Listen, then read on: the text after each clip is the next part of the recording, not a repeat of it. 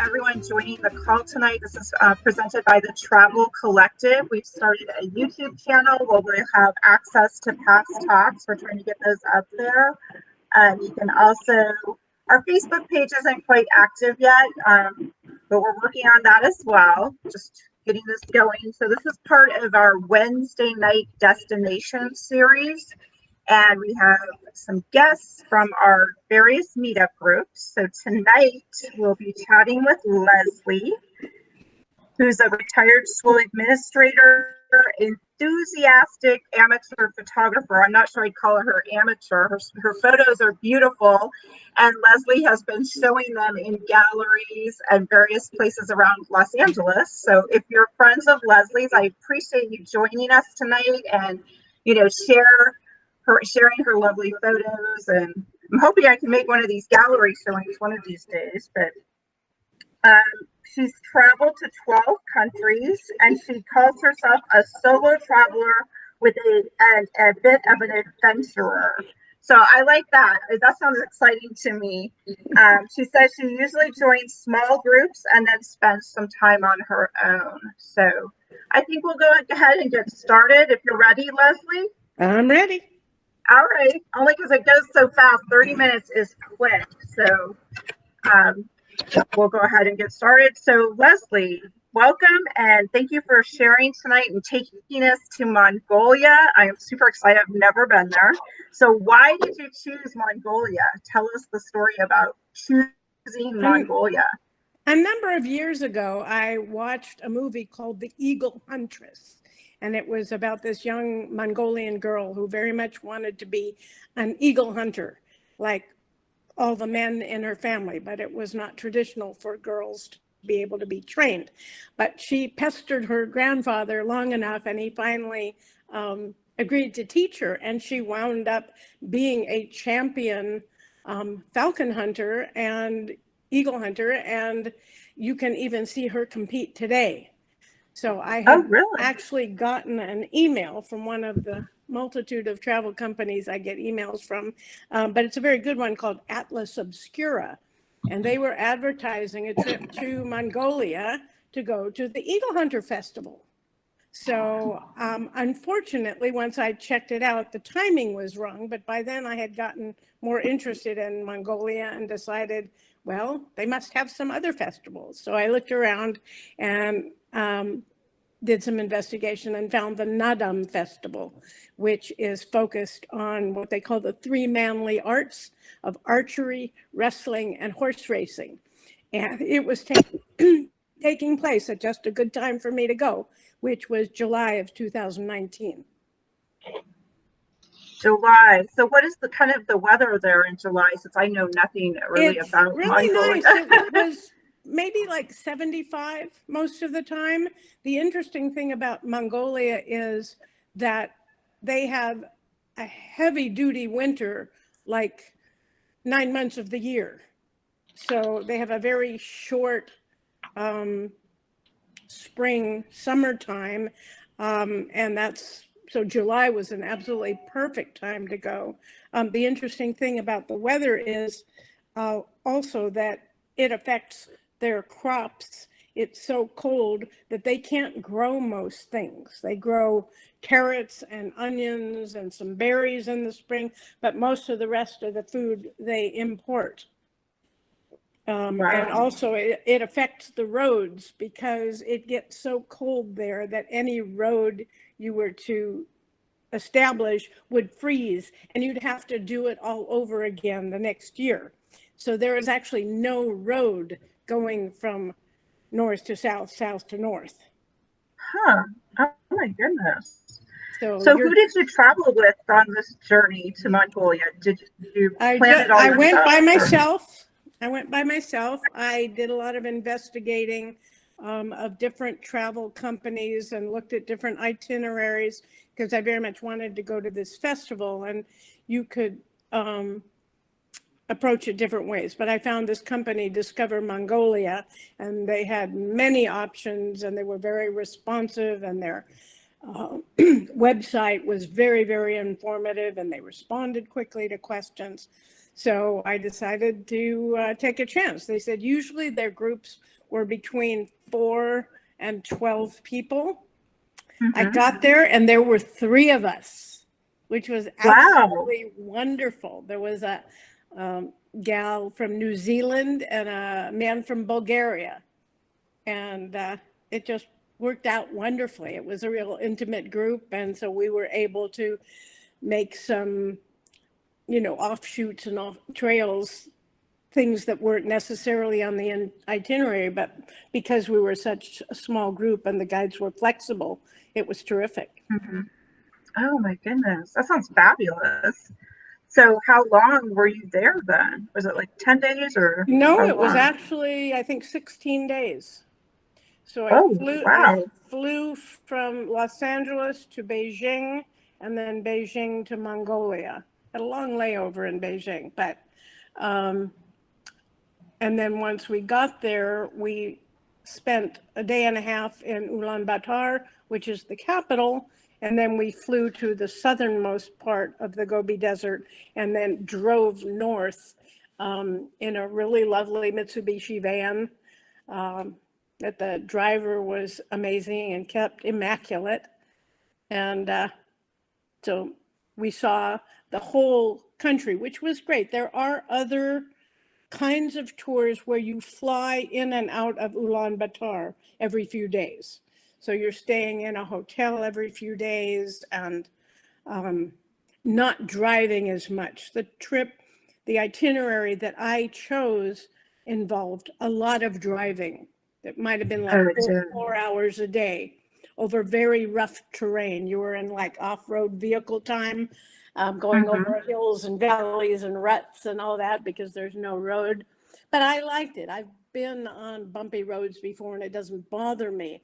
And for me, the trade-off was really being able to see the land unfold and be driving along and run into a herd of goats or a whole field full of camels or, just the spontaneous kind of things that driving in that way will allow you to do. Yeah, that does. It sounds fabulous. So then what types of lodgings did you stay in? We Did they stayed take care of almost the whole time. If you look at that picture on the right of the screen, we would call them a yurt. They call them a Mm-hmm. gur. And they can either hold whole families or 1 or 2 people. And most of the time in the gur, there will be several beds and there'll be a table with a couple of chairs, but then you will go to another building for shower and bathroom. Occasionally there were an ensuite situation where you could have the bathroom right attached, but they were kind of far between. But it's very comfortable and you could see the inside of the gur there. This was a gur that we visited. I was curious whether the places that we stayed in were very different from what an authentic nomad would live in. And we were able to visit several nomads, which were the highlight really for me of the trip. And if you see that picture on the bottom left, that's what it looked like. It's all set up beautifully and it's organized to the inch because they're going to Oh fold my that whole God. thing up several times a year and move with the grazing of their herds. So it has to be pinpoint, Wow. accurate, and organized, which was fascinating. Yeah, that is very fascinating. Um, so the food, the meals, all of that, was that included in this particular type of trip Yeah, or? yeah, the food, the interesting thing is um, there are 3 million people in Mongolia. It's the size of about the state of Alaska. And there are about 3 million people and 6 million animals, because the animals are both what they live on and part of their whole export. The goats become cashmere, which is one of their primary Mm, exports, along with minerals. Um, but so the diet is very meat centric. So you have meat for breakfast, lunch, and dinner. There's very little in the way of vegetables, very little in the way of fruit. So you're having meat of one sort or another and some kind of rice or potatoes, maybe a little bit of vegetable, a little bit of salad. So it's a very different diet. If you are a vegetarian traveling there, I'm sure the tour group that you travel with would make specific arrangements for you for dietary, dietary needs. But I doubt that there are many vegetarians in Mongolia. Mm-hmm. Right, right.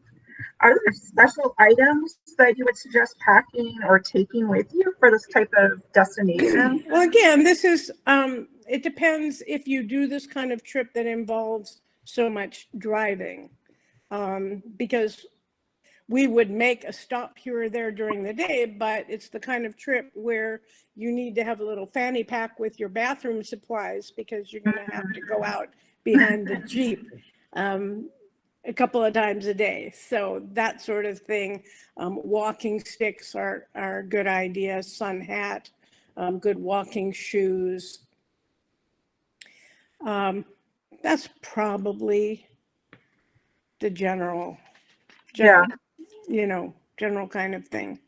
A the trip toiletry bag, because if you are in one of those GERs and you have to take all your stuff and go to the restroom, they provide towels, but you need to have, and usually soap, but you need to have your toiletries and stuff to be able to cart back and forth with you in an easy way. And shower shoes when, or water yeah. shoes. And then when visiting Mongolia, is this the type of place where you might need to check on special shots or immunizations? Does that come into play at all? Or I'm sorry, you were breaking up a little bit on that one. I didn't. oh, I'm sorry, Leslie. Yeah, is Mongolia a place where people need to be aware of like getting special shots or immunizations? I know some countries sometimes you need to do that. I'm not catching you, I'm afraid. Oh, any special shots or Shots. Oh, immunizations? well, one of the best things to buy there is cashmere. Oh, okay. The prices for cashmere are good, much better than you would find here. So that's probably the number one thing that people buy from there. Yeah. And Leslie, I think April was asking, can you hear me? Yeah. April's asking about immunizations. Oh, health. I didn't need to have anything special. I was current with all my vaccines with yellow fever. I didn't need to take malaria pills or anything like that. So just your normal stuff. And you don't need a special visa or anything either. Okay. All right. Go ahead. Go ahead. Oh, I was going to say, what are some of the like the must-sees, the not to miss destinations, would you say, for Mongolia? Or would you say like this festival? Tell us more maybe about the festival festival. Is wonderful. And the reason, again, that I chose this particular itinerary is there are some companies that have you do, this festival takes place during the same 2 days and it's all over the country. So whether you're in Ulaanbaatar, and a third of the almost a half of the population of the country lives in Ulaanbaatar, the capital city, and the rest are dispersed throughout the country. But so you can go to the big celebration in Ulaanbaatar, and it's full of pageantry and a lot of official things, but you're in a large stadium. Oh. And especially as a photographer, I wanted to be closer to the action. So I made a point of choosing a trip that visited a Nadam celebration out in the countryside. And it was kind of like going to a country fair. They had tents set up and refreshment stands, and except the events were different. The archery, there was men's archery and women's archery, and the horse racing was interesting because all the jockeys are under the age of 12. They start riding. Oh, really? Start riding at age 4, and boys and girls can ride. But it's like a 25-mile race. So it's not a kind of thing you can sit and watch a beginning and an end. So you'll see some part of it depending on when you happen to appear at the at the festival. But the wrestling is really interesting because it's very stylized and formalized, and you can only hold each other by certain parts of the garment. And the idea is to wrestle your opponent to the floor, and they've got multiple matches going on at the same time. And there's a very ritual way they start it and they end it. It's very, very interesting. Are there places of nature that you saw that were particularly worthy of going to? Nature, did you say? Yeah. Hike, They're wilderness. beautiful because when you drive from the south to the north, I mean, a large part of the southern part of the country, it's called the Gobi Desert. But it's a desert that doesn't look anything like what our conception of a desert is.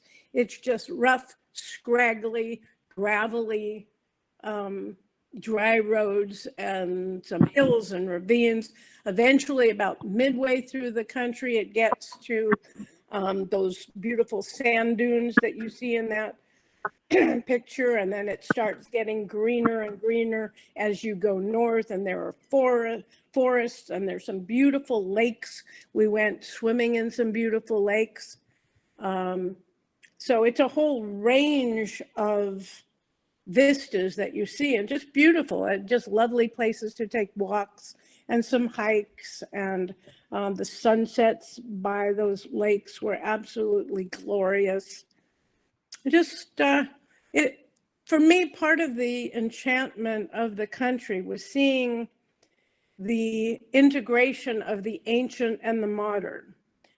For me, I mean, my thoughts about Mongolia were kind of frozen in the 1200s, the 13th century, at the time of Genghis Khan. And it's interesting, you get there and you find it's really modern, lots of modern buildings. You'll be driving along in that empty road for 50, 60, 70 miles, and then you see one or two of these gurs out in the middle of nowhere. I mean, nothing around, but they've got cell phones, they've got solar panels, and they've got satellite TV. Wow. Just fascinating way that they meld a lot of it, even with some of the ancient dress has been around since the 13th century. And modern people will wear it as well for special occasions, for birthdays, for graduations.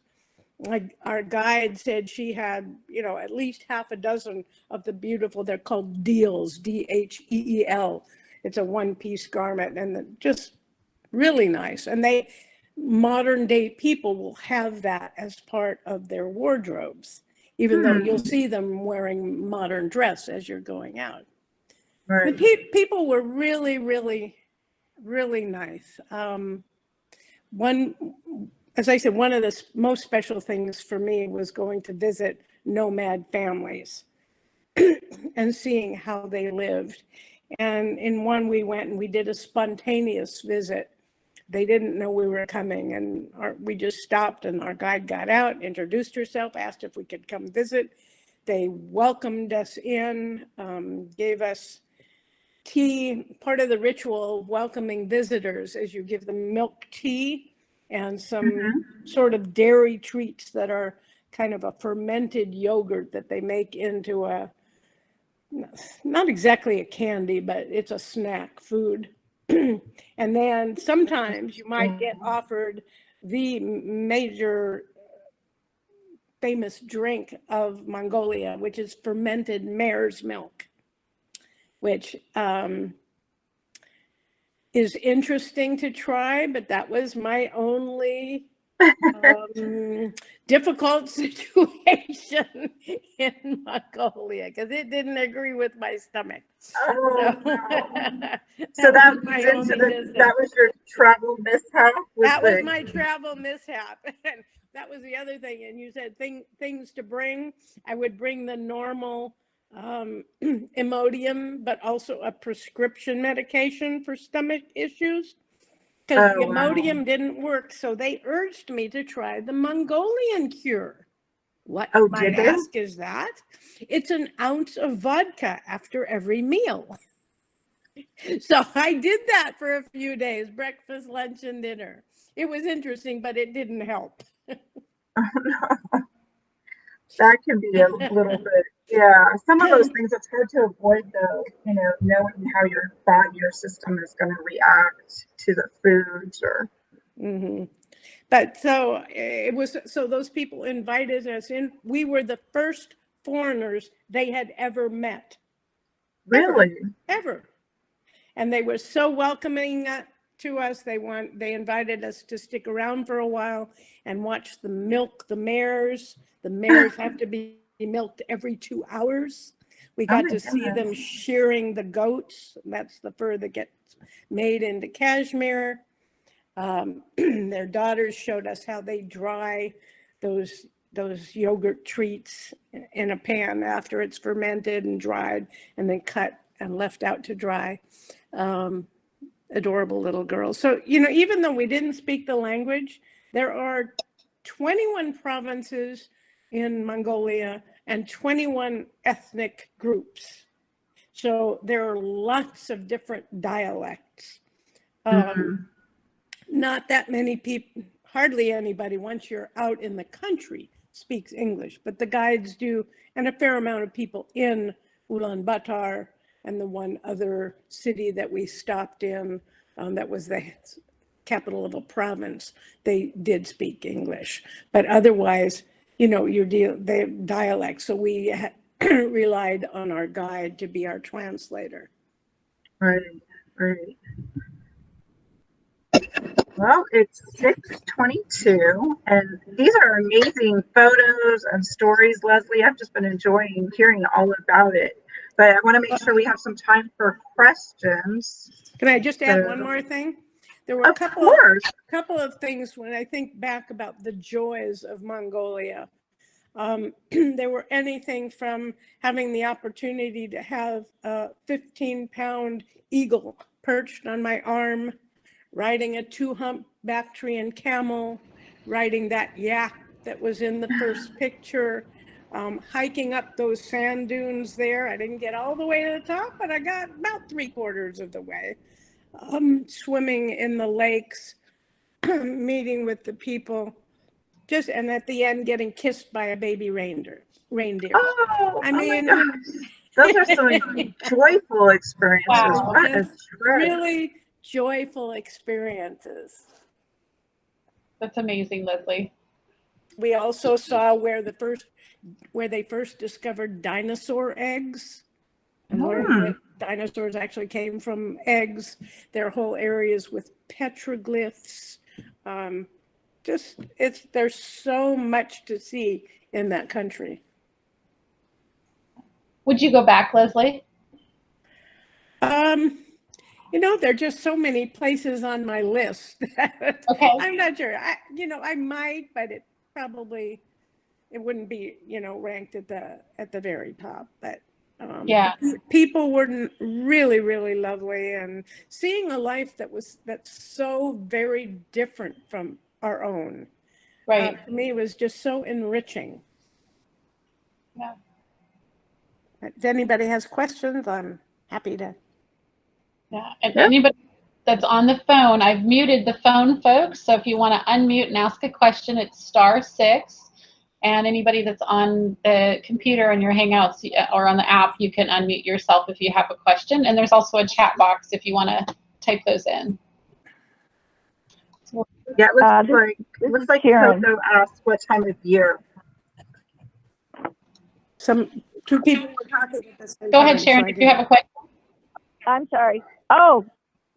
Would she mind telling approximately what range this cost her, and would she give the name of the tour company Yes, again? it's called Discover Mongolia. Okay. And for the 16 days, it was somewhere between $4,000 and $5,000.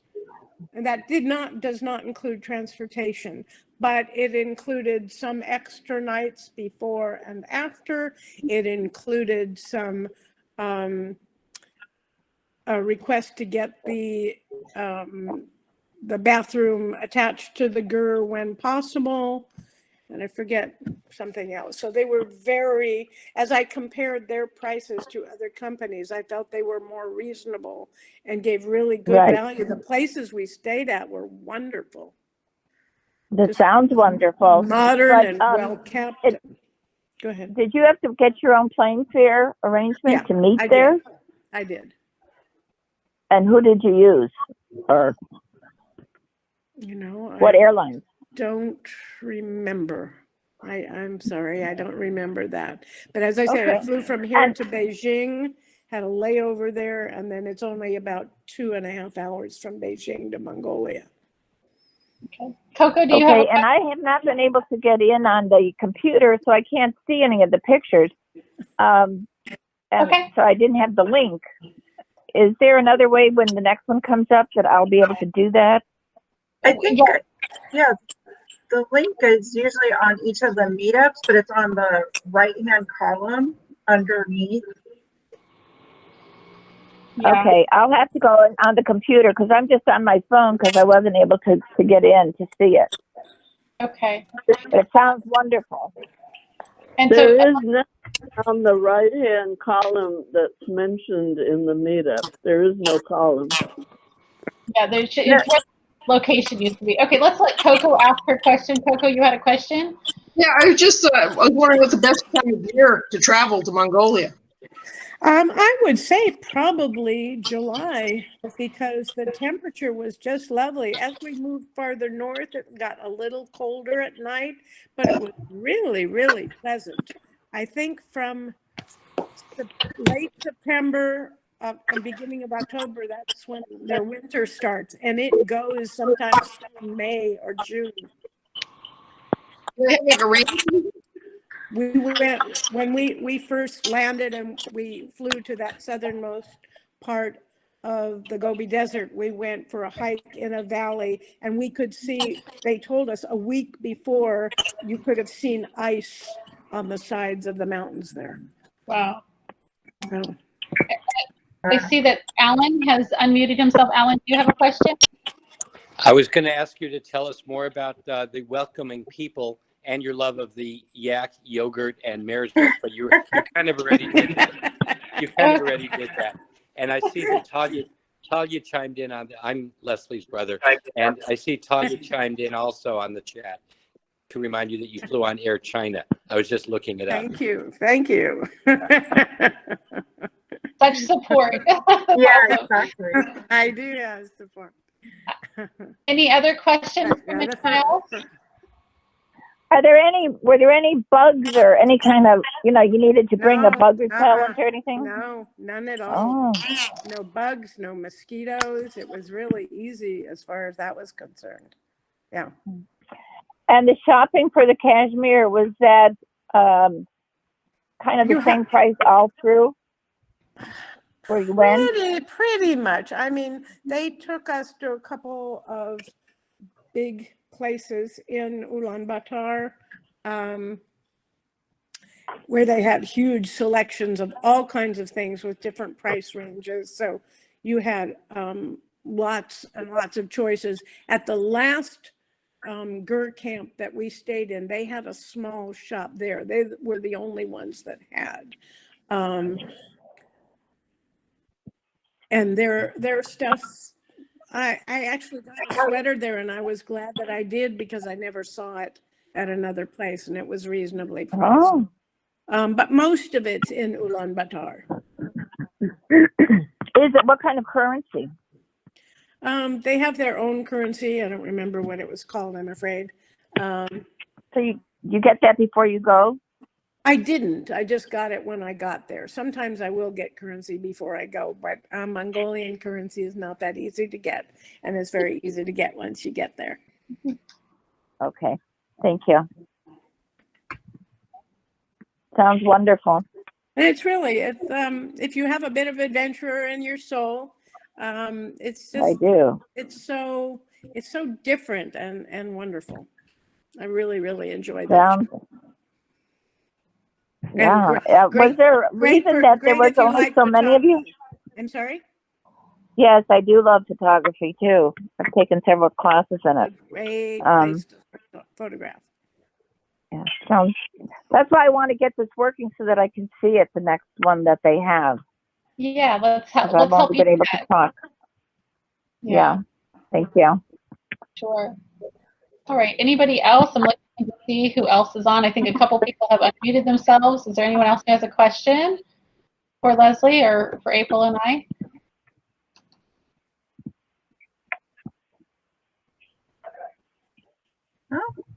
I have a quick question. April alluded to other pictures. I only see 3 on my screen. You only see what? I only see She only 3. sees one. Oh, there should be 3 right now. Yeah, and we have this lovely picture of Leslie on the yak. If you can see that, you see that, Coco? Yeah.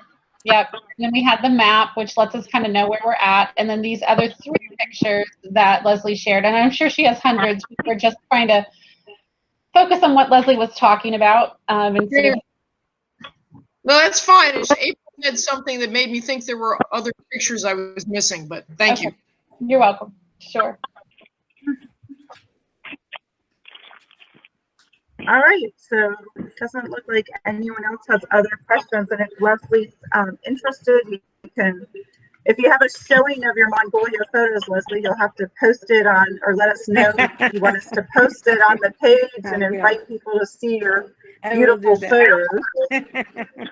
I actually Definitely. Yeah, that's what I was wondering if we could.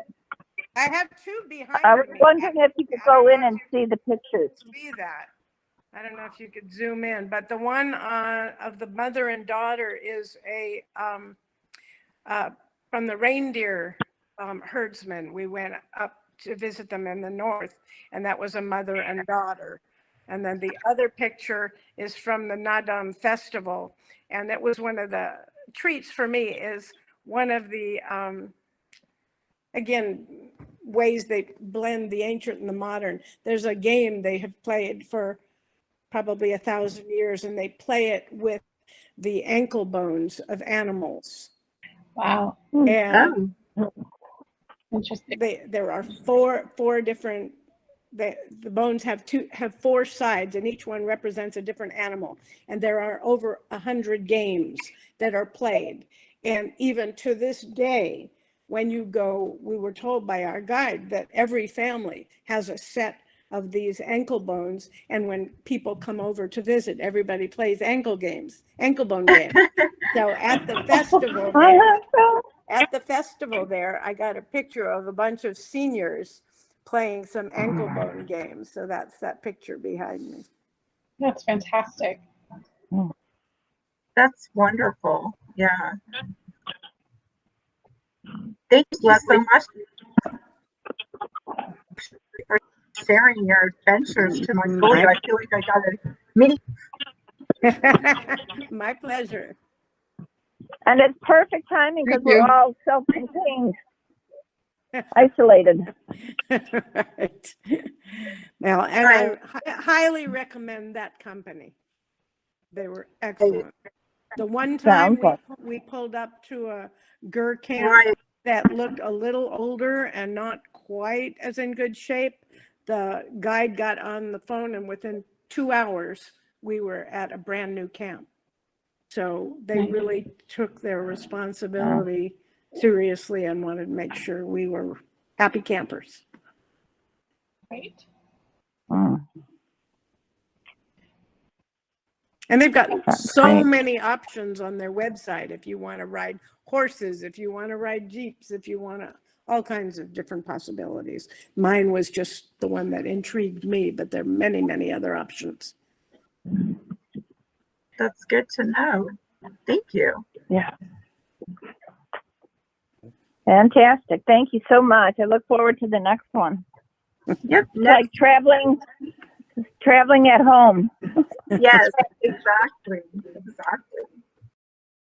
Thanks again for everyone tuning in. We'll be heading off to, I believe, next week's destination is Peru with Matt. So we hope you'll come back and take a listen.